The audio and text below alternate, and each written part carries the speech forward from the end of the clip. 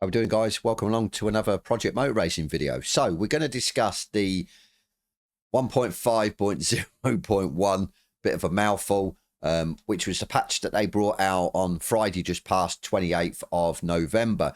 Now, in this video, I'm just going to cover what I think is relevant to do with the patch, what they've sorted, and what they have not messed up. I think messed up would be a bit too harsh, but we've trying to fix certain cars.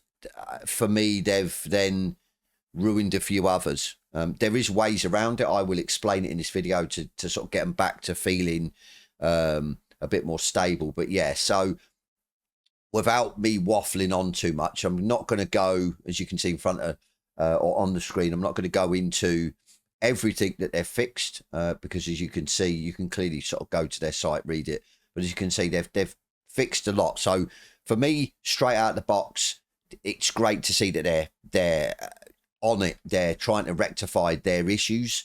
As we all know, there is issues in the game, and obviously, yes, stability and everything else, multiplayer stuff like that, AI. My big bugbear was the replays at 30 FPS that look really horrible. So yeah, they've sorted a lot of these out, which is really, really good to see. Now, before we, like I said, we go into my sort of likes and gripes almost, I just want to say that I'm happy that they've sorted out a lot of the instability issues. I know console, primarily Xbox, I think was the worst, had a lot of instability issues, crashing and stuff like that they've seemed to have sorted out. I'm still hearing of a few people that have got issues. My game still crashes. Obviously, it's on PC every so often. It seems they've sorted out loading times as well. Mine used to take a while to load in or hang for a little while and then sort of load into the actual game itself, which is good. So that's good. And as I said, I've always said I would prefer them to sort out the instability issues with the actual game itself, that people can actually get on and enjoy it or play it, rather than them just go head on and sort cars out, put a radar in, sort AI out. But what they've done is they've just sort of combined this together and sorted a lot of them issues out, as well as the AI cars and stuff like that. So a lot of the stuff that we were annoyed about, as well as obviously instability issues. So yeah, for me, it's really good because they seem to be on it. Basically, they seem to be wanting to sort out the mess that they have created or released. So, but yeah, like I said, quite a few things sorted with it. So, but yeah, I'm going to go over really what I find good and what I find not so good. Well, let's just go straight into it. The cars. So we all knew that the GT3s, GT4s, LMDH, the Hypers, what's the car? Let me go into it. I've lost my complete train of thought, or the car it is. We'll know straight away. Praga. Yeah, the Praga was horrible. It just seemed that the cars that were, or my sort of understanding of it, or what I suspected, was the cars with the traction control were the ones that were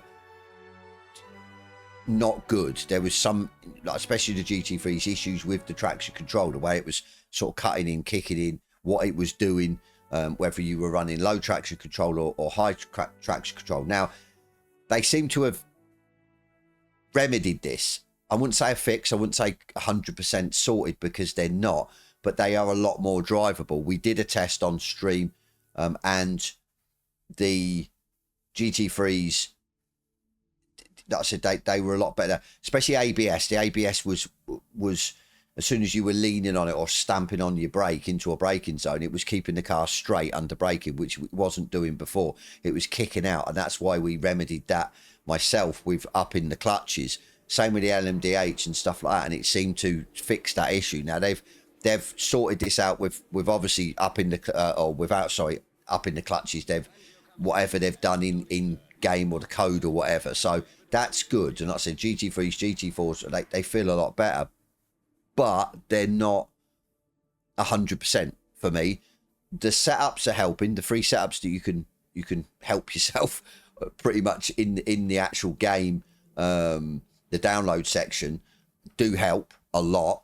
But it still feels the TC is still not 100%. But it's a step in the right direction, which is good. Which, because a lot of us, as soon as we jumped into the title, especially us early adopters, or the guys that got the early access basically to sort of review it, we noticed it straight away. Now on the flip side of that, the older cars, the ones without traction control, not all of them, because I haven't, or I can't comment on all of them because I haven't drove them all, but the ones I drove pre-update and then the ones I've now drove after the update feel worse. Not massively. Again, you can sort these out with a few tweaks, but for me then I'm sort of scratching my head. Have they changed code in the title that is relevant for all cars in the title? So what it's done is it's helped with the cars that felt horrible, and the cars that felt great, it's then sort of not made them feel horrible, but they're different. They are different. M3 GTR, I went on this on a multiplayer server, and I think it was Imola, and as soon as I went out, as soon as I touched the brake, it was like the front end was like almost like it was a losing grip from the front end, and the front end was trying to go, and it just felt so unstable. And I'm like, hang on, I've drove this pre-update, this felt really good. So I don't know what they've done. It's and as I said, this was stock straight out of the box. So I adjusted a few things. I did load in a free setup. I think it was the higher downforce, because I tried a lower downforce and it was still a little bit squirmy. Tried the higher downforce, and yeah, it was a lot better. It was back to close to how it was. So I think you can tweak these, which is good. But like I said, my bugbear is, why should we? For me, they were spot on before the update, so that's a gripe. One of the, where is it? The Porsche Cup or Trophy, the no TC, no ABS. Now, I'd done a good few laps of this on their sort of hot lap challenge, so to speak, at Zolder, and I got the second quickest time. Not sure what it is now. I suppose we could go and have a look. See what I mean with the sort of, I call it hot lap, but it's challenges, factory driver. Let's have a look, see if they've still got it. This probably have, yeah, Zolder. So I'm still second, and like I said, I've not done loads, sort of 20, 30, 40 laps. I've probably done about 20, 15, 20 laps, and I said, didn't tweak a lot with it. It was more wheel rotation and force feedback to strengthen the force feedback. That was it. So straight out the box, it was great. Then the setups got released, and I tried a few different setups: medium, low, downforce, and it still felt sort of the same as if it was stock, but it still, obviously, it gave me quicker times, but it still felt great. This is another one now that they've nerfed off. Again, trying this in a multiplayer lobby on stream, I think I was. And I think it was Silverstone. Possibly. I'm not 100% sure. I'd have to see the stream. But I jumped on it. It was like, what have they done? Again, what have they done? I've done laps on this at Zolder, and it felt great.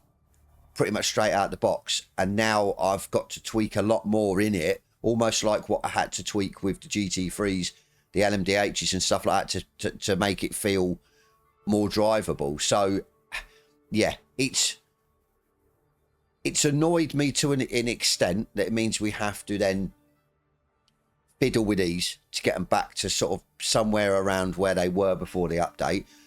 But on the flip side of that, I'm happy that they've rectified the GT3s, the GT4s, the LMDHs and stuff like that. You can have a bit more fun in them now.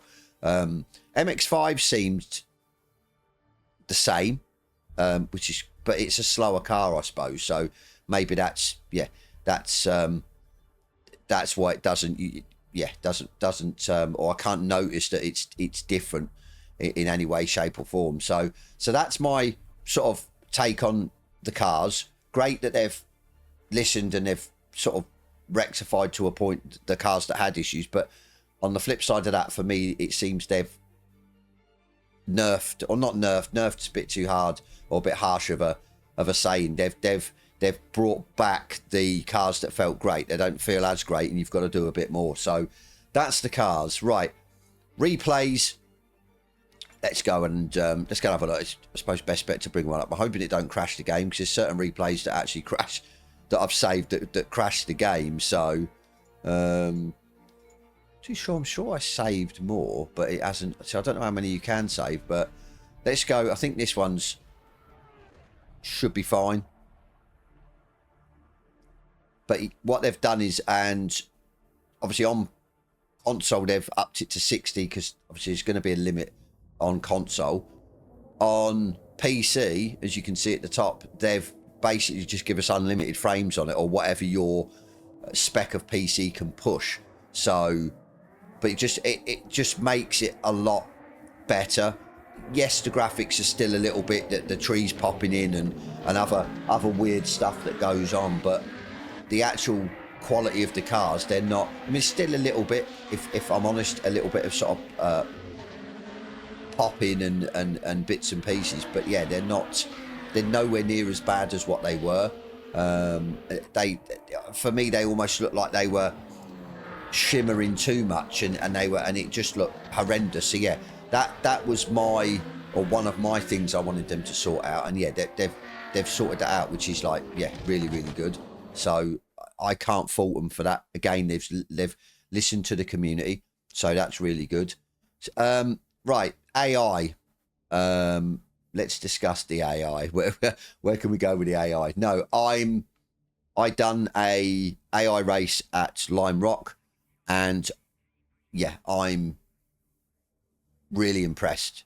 Really impressed that they've managed to sort of rein them in. That no, they're not stupid now. They're not like just driving all over the place. And if you, bit like ACC, I use ACC as an example. With ACC, and I'm sure they still do it. If you sit on their sort of back quarter, behind them, or sort of just sticking out, and they then realise you're there, and they sort of get out of the way almost. They're very. There was ways to sort of manipulate the AI on track. With this, they're not. You can sit right behind them, and they don't sort of crap themselves almost to move out. But now what they're doing, or they're not doing, is sticking to the racing line, and whatever. If you're on the racing line, they'll just come straight across you to be on that racing line. Now they are aware, and you can see there's a slight wiggle when we did the AI race, and when you're side by side, and they sort of, you can just see they want to come over, and then they stop, which is obviously whatever code that devs have written in now. And yeah, you're not getting taken out by them and pushed off and everything else. So for them to sort that out straight away is really good. I mean, don't get me wrong, I enjoyed the AI. I enjoyed the fun side of it, when it's almost like being online with real players, when they sort of just come across you like you're not even there. So you had to sort of work out a way of getting past them without getting wiped out. So, but yeah, I know a lot of people didn't like it. So for them to sort that out, that's, yeah, really, really good as well. So it's fixing stuff that a lot of us, or pretty much all of us, have had issues with, that have raised it with the devs, and yeah, getting on with it. So that's another one that I'm happy about. Multiplayer as well. Multiplayer seems a lot more crisp. Not too sure if I did, when we tested this, whether I did get kicked out. Obviously, there's not going to be many people on at the minute, but yeah, you can create the server. It creates it really quick. One thing as well we noticed, I think it was Metz when he did it, if you create a server, or a lobby, you can't, if say you go into the race and you get then kicked out, with the people that are in there, they're obviously going to continue the race. Now with that, that lobby still, it was linked to you, So then when you try and set up another one, you can't, because it's technically saying that you've already got one set up.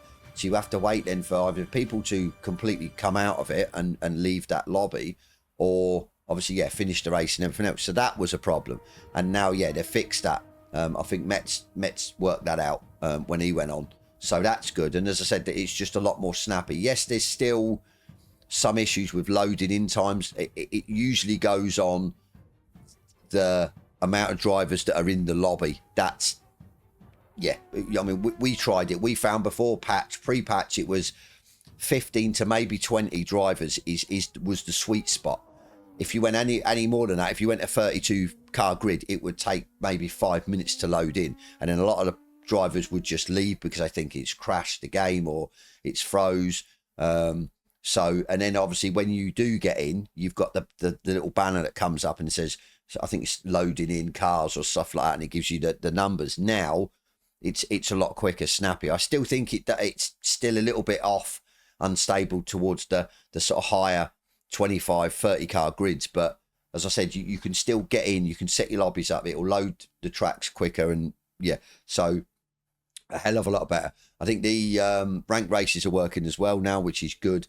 And these are all the stuff that, for me and a lot of players out there, it'll make or break the game at the end of the day. Yes, they had issues as soon as a lot of the, or when it went live on the 25th, and a lot more players jumped on, and it then showed up that the sort of frailties, the failings of how they sort of run their servers or whatever. I think it's peer-to-peer, which is what we worked out, I think they were saying, which is then not, I don't think, a sort of dedicated server as such, like ACC, and these companies that run them and stuff like that. So maybe that's a sort of a little issue. But yeah, it's good to see that they've sorted this out as well. So all in all, for me, they've listened, and for them to bring out a patch 3 days after the actual release of the title that's sort of fixed a lot of the stuff is really, really good for I think, or hopefully, the longevity of Project Motor Racing. So,